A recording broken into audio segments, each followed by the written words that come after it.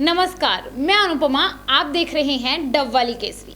आप सभी का डबवाली केसरी परिवार को बखूबी सहयोग व प्रेम मिल रहा है और आपकी आशाएं भी हमारे लिए बढ़ रही हैं।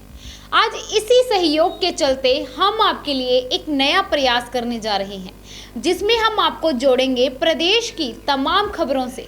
आशा करते हैं आपको हमारा यह प्रयास अच्छा लगेगा और आपकी जो हमसे अपेक्षाएं हैं हम उस पर खरे उतर पाएंगे। तो चलिए शुरुआत करते हैं आज के बुलेटिन से।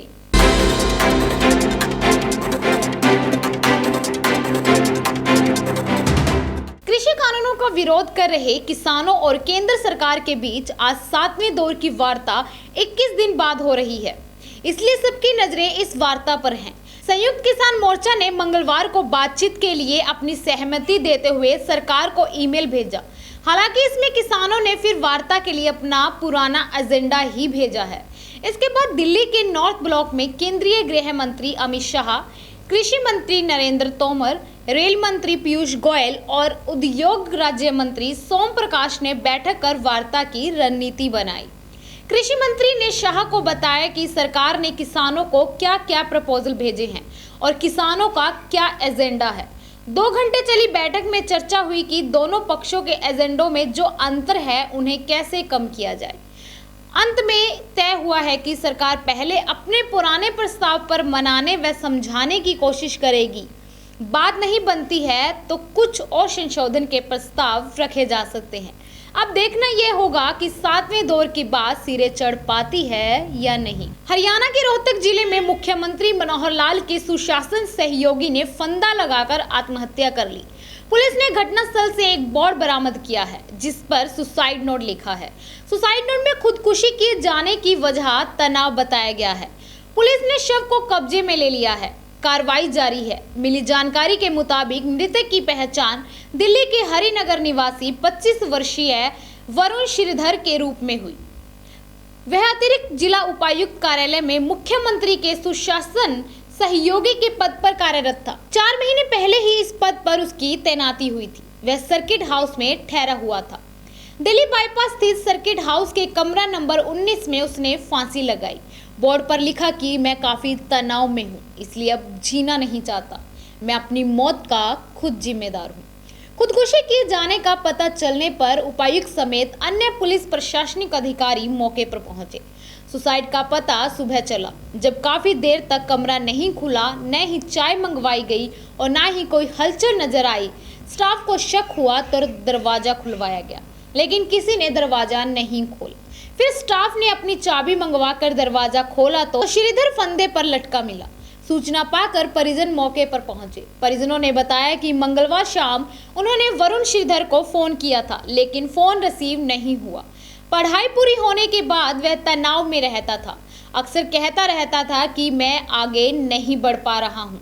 ऐसे में माना जा रहा है कि श्रीधर ने मानसिक तनाव के कारण ही यह कदम उठाया है। झांसी के एक निजी अस्पताल में बड़ी लापरवाही सामने आई है। मेरे जन्म में बच्चे के आधे शव को बिल्लियों ने खा लिया। बच्चे के शव का बचा हिस्सा परिजनों को सौंपा गया। परिजन नवजात बच्चे को दफनाने लगे तो आधा शव देख हैरान रह गए। परिवारजनों ने पुलिस को शिकायत कर अस्पताल के एक डॉक्टर व स्टाफ पर लापरवाही का आरोप लगाया। पुलिस ने केस दर्ज कर बच्चे के शव का अग्रोहा मेडिकल कॉलेज में पोस्टमार्टम के लिए भेजा है। ढानी चंद्रपुर निवासी दीपक 8 माह की गर्भवती पत्नी रेणु की जांच कराने के लिए गर्ग अस्पताल लेकर गया था। डॉक्टरों ने कहा बच्चे की धड़कन कम चलने की बात कह डिलीवरी कराने को कहा। रात में नॉर्मल डिलीवरी हुई, लेकिन बच्चा मृत पैदा हुआ। हमें बच्चा दिखाया गया, हमने बच्चे की फोटो खींची। रात में बच्चे के शव को अस्पताल वालों ने रखा। सुबह बच्चे को दफनाने गए तो देखा कि शव का निचला हिस्सा नहीं है। पूछताछ में स्टाफ ने बिल्लियों के द्वारा बच्चे के शव को खाने की बात मानी है। साल के अंत में युवाओं के चेहरे लटक गए हैं। HSSC द्वारा जारी किए गए एड 6/2019 पोस्ट पर कुल 6000 पदों पर भर्ती के लिए आवेदन की मांग की गई थी। परंतु आज जब सभी उम्मीदवारों का जोश चरम सीमा पर है और साल अंतिम छोर पर है, यानी साल के अंत में 29 दिसंबर 2020 को हरियाणा कर्मचारी चयन आयोग पंचकूला के सचिव की ओर से नोटिस जारी कर यह स्पष्ट कर दिया गया है कि अभी भर्ती नहीं होगी और इसे कैंसिल कर दिया गया है।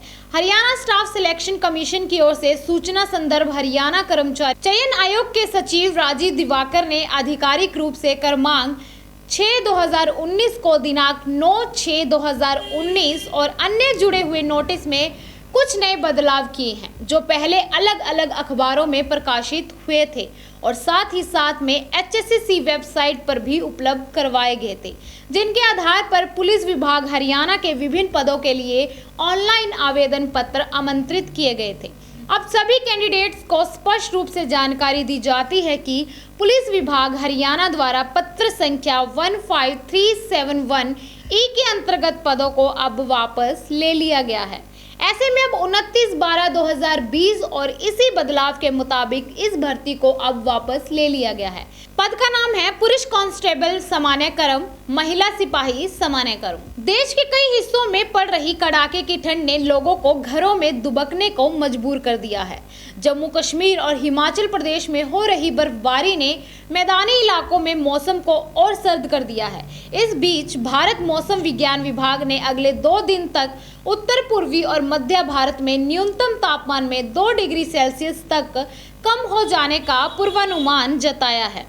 IMD के मुताबिक 31 दिसंबर के बाद से इस हिस्से में तापमान में 3 से 5 डिग्री की बढ़ोतरी भी होगी, साथ ही शीतलहर भी चलेगी। मौसम विभाग के मुताबिक पंजाब, हरियाणा, चंडीगढ़, दिल्ली और उत्तराखंड के कई हिस्सों में अगले 3 दिन तक बेहद घना कोहरा छाए रहने का अनुमान है। वहीं उत्तर प्रदेश और राजस्थान के कुछ हिस्सों में अगले 2 दिन घने कोहरे के आसार हैं। पहाड़ी क्षेत्रों में ताजा बर्फबारी के बाद उत्तर भारत में शीतलहर का प्रकोप और बढ़ गया है। राष्ट्रीय राजधानी दिल्ली में न्यूनतम तापमान लुढ़क कर 3.6 डिग्री सेल्सियस पर पहुंच गया है। आपको हमारा यह प्रयास कैसा लगा, हमें कमेंट बॉक्स में कमेंट करके जरूर बताएं। यदि कोई भी सुझाव आप हमें देना चाहते हैं तो आपके सुझावों का भी हमें बेसब्री से इंतजार रहेगा। आज के लिए बस इतना ही, धन्यवाद।